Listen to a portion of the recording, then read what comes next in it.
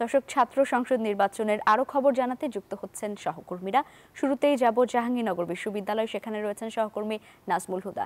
নাজমুল, শেষ দিকের প্রচারণা চলছে, এর মাঝেই নানান অভিযোগের কথাও শোনা যাচ্ছে। সব মিলিয়ে নির্বাচনের মাঠের পরিস্থিতি কেমন দেখছেন জানাবেন। আপনাকে ধন্যবাদ। আপনি যেমনটি বলছেন, এই মুহূর্তে রয়েছে জাহাঙ্গীরনগর বিশ্ববিদ্যালয়। আপনারা জানেন যে দীর্ঘ 33 বছর পর জাকসু নির্বাচন হতে যাচ্ছে।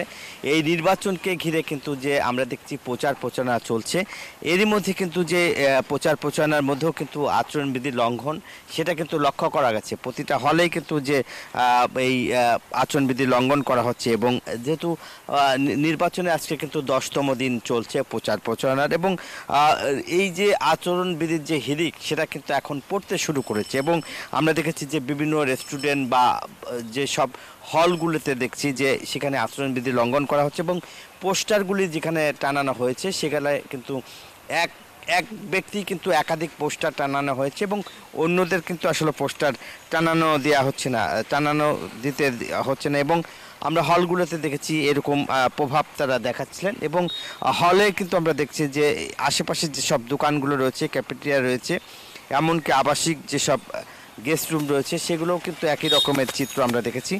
এবং এরই মধ্যে কিন্তু নির্ধারিত যেসব জায়গায় যে বিলবোর্ড টানানো হয়েছে, সেখানে কিন্তু যে পোস্টারগুলি রাখার কথা, সেখানে আসলে সবাইকে সেখানে দিতে হবে, সেই সুযোগটা কিন্তু দেওয়া হচ্ছে না। এবং যার ফলে আর কি দেখা যাচ্ছে যে বিভিন্ন বিদ্যুতের খুঁটি বা অন্যান্য যেসব ওয়ালে, সেগুলো কিন্তু আসলে টানাচ্ছে। এবং আপনারা জানেন যে এখন পর্যন্ত এই ঘটনায় কিন্তু যে আচরণবিধি লঙ্ঘন নিয়ে যে রিটার্নিং অফিসার বা নির্বাচন কমিশনার সেই যে ব্যবস্থা নেওয়া, সেটা আসলে নিচ্ছে না।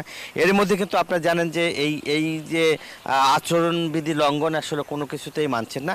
এছাড়া আপনারা জানেন যে গতকালকে কিন্তু যে অমিত রায়কে কিন্তু আপনার প্রার্থিতা বাতিল করা হয়েছে, কারণ হচ্ছে তাকে বিভিন্ন ট্যাগ দেওয়া হয়েছে, এবং বিভিন্ন কারণে আসলে এই প্রার্থিতা, সেটা নিয়েও কিন্তু আপিল করার যে সুযোগ, সেটা আসলে না থাকা তার প্রার্থিতাও কিন্তু এখন পুরা বাতিল। এবং আজকে যেহেতু 7ই সেপ্টেম্বর এবং 11ই সেপ্টেম্বরে কিন্তু নির্বাচন অনুষ্ঠিত হতে যাচ্ছে, এর মধ্যে কিন্তু যে নিরাপত্তা জোরদারের যে প্রস্তুতি, সেটাও কিন্তু রয়েছে। এবং প্রত্যেক যে হলগুলোতে রয়েছে, 21টি হলে যে হল সংসদ নির্বাচন, সেখানেও যে ব্যালটের যে প্রস্তুত, সেটা কিন্তু আসলে করা হচ্ছে। এবং আমরা যে ব্যালটের যে প্রস্তুতির যেই ব্যাপার, যেখানে ভোট গ্রহণ হবে, সেইখানের যে কার্যক্রম, সেটাও কিন্তু হতে যাচ্ছে। এবং প্রচারণায় কিন্তু এখন উৎসবমুখর পরিবেশেই প্রচার হচ্ছে। এবং আপনার গতকালকে যে ছাত্রদল সমর্থিত যে সাদি বৈশাখীর যে প্যানেল, তারা ইস্তেহার ঘোষণা করে হচ্ছে। আজকেও কিন্তু অন্য যেসব দল রয়েছে, তারাও ইস্তেহার ঘোষণা করবে। এই ছিল জাহাঙ্গীরনগর বিশ্ববিদ্যালয়ের জাকসু নির্বাচনের সর্বশেষ তথ্য। রাজশাহীতেও কিন্তু রাজশাহী কেন্দ্রীয় ছাত্র সংসদ নির্বাচনে রাজশাহী বিশ্ববিদ্যালয় কিন্তু জমজমাট উৎসবের আমেজ তৈরি হয়েছে। শিক্ষার্থীরা বলছেন যে ক্যাম্পাস জুড়ে আনুষ্ঠানিক প্রচারণা শুরু না হলেও অনানুষ্ঠানিক প্রচারণা চালাচ্ছেন প্রার্থীরা। আর আজকে মনোনয়ন ফর্ম জমা দেওয়ার শেষ দিন। এর আগে বৃহস্পতিবার থেকে মনোনয়ন ফর্ম জমা দেওয়া শুরু হয়। যারা প্রার্থী রয়েছেন তারা ডোপ টেস্ট করে তাদের মনোনয়ন ফর্ম সেই ডোপ টেস্টের ফলাফল সহ জমা দিচ্ছেন। আমরা নির্বাচন কমিশনের সাথে কথা বলেছি, তারা জানিয়েছেন যে এবারের কেন্দ্রীয় ছাত্র সংসদ ও সিনেট প্রতিনিধি নির্বাচনে 479টি এবং হল সংসদে 17টি, আবাসিক হলে 754টি মনোনয়ন ফর্ম সংগ্রহ করেছিলেন প্রার্থীরা। এবং আজকে জমা দেওয়ার শেষ তারিখ। যাচাই বাছাই মনোনয়ন ফর্ম জমা দেওয়ার পর যাচাই বাছাই শেষে 10ই সেপ্টেম্বর প্রার্থী তালিকা প্রকাশ করা হবে। আমরা বিশ্ববিদ্যালয়ের একজন শিক্ষার্থীর সঙ্গে কথা বলতে চাই যে রাকসুকে ঘিরে উৎসবের আমেজ কেমন দেখছেন? ক্যাম্পাসে বর্তমানে চমৎকার একটা আমেজ চলতেছে। রাকসুর পরিবেশ 35 বছর পর যেহেতু পরিবেশটা আসছে, তো শিক্ষার্থীরা দেখা যাচ্ছে এটার পূর্ণ মজা নিচ্ছে। এবং যারা প্রার্থীরা আছে তারা এখন সম্পূর্ণ সচেতন, সজাগ, সম্পূর্ণ হলে গিয়ে তারা প্রত্যেকটা একাডেমিক বিল্ডিংয়ে গিয়ে তাদের প্রচারণা চালাচ্ছে। কোনো প্রার্থী দেখা যাচ্ছে যে গুগলে ফর্ম ছাড়ছে যে আসলে শিক্ষার্থীরা কী চায় সেটা তারা জানার চেষ্টা করছে, বোঝার চেষ্টা করছে। শিক্ষার্থীদের কাছ থেকে তারা আহ্বান করছে যেন তাদেরকে জানানো হয় আসলে ইশতেহারে তারা কী দেখতে চাচ্ছে। কোনো প্রার্থী দেখা যাচ্ছে ক্যাম্পাসে যেই পানি আছে সেটা কতটুকু খাবার গ্রহণযোগ্য সেইটা টেস্ট করাচ্ছে। কেউ দেখা যাচ্ছে হলে শিক্ষার্থীদের উপকারের জন্য প্লেট বিতরণ করছে, কেউ সাইকেলের পাম্প বিতরণ করছে। মানে যে যতভাবে শিক্ষার্থীদের মন জুগিয়ে চলতে পারে, এরকম একটা চেষ্টা প্রার্থীদের মধ্যে আছে, সব প্রার্থীর মধ্যেই। তবে এইখানে আমার কাছে মনে হয় একটা সমস্যা আছে যে সবার তো অর্থনৈতিক ব্যাকআপটা সেম না। তো এই ক্ষেত্রে যিনি রাকসুর যারা নির্বাচন কমিশনার আছেন তাদের মনে হয় এটা ঠিক করে দেওয়া উচিত যে কে কতটুকু টাকা খরচ করতে পারবে, এটার একটা নির্ধারিত লিমিট দেওয়া উচিত। কারণ সবার টাকার ব্যাকআপ সেম পরিমাণ নাই, সবার রাজনৈতিক ব্যাকআপও সেম পরিমাণ নাই।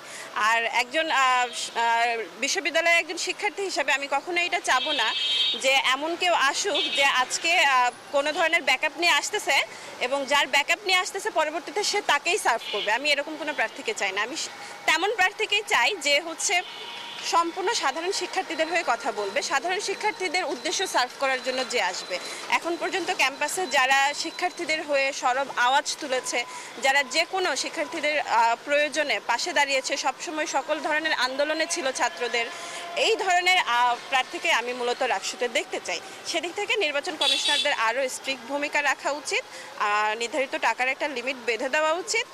আর প্রার্থীদের তো চলছে আসলে আমেজ যথেষ্ট ভালো পরিমাণে চলছে। আপনাকে আমরা একজন শিক্ষার্থীর সঙ্গে কথা বলছিলাম, তিনি যেমনটি বলছিলেন যে উৎসবের আমেজ রাকসুর শুরু হয়েছে, ক্যাম্পাস জুড়ে আমেজ চলছে। এর পাশাপাশি কিন্তু তিনি যেমনটি বলছিলেন যে নির্বাচনী যে আচরণবিধি সেখানে একজন প্রার্থী কত টাকা খরচ করতে পারবে সেটিও যেন নির্ধারণ করে দেওয়া হয়। আর আজকে দুপুর 12টায় ছাত্রদল তাদের প্যানেল ঘোষণা করবে কেন্দ্রীয় শহীদ মিনারে।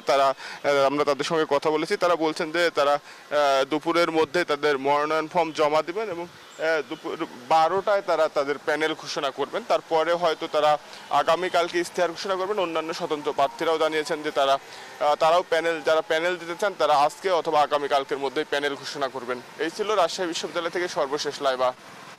মুর্তজা এবং নাজমুল, ধন্যবাদ আপনাদের।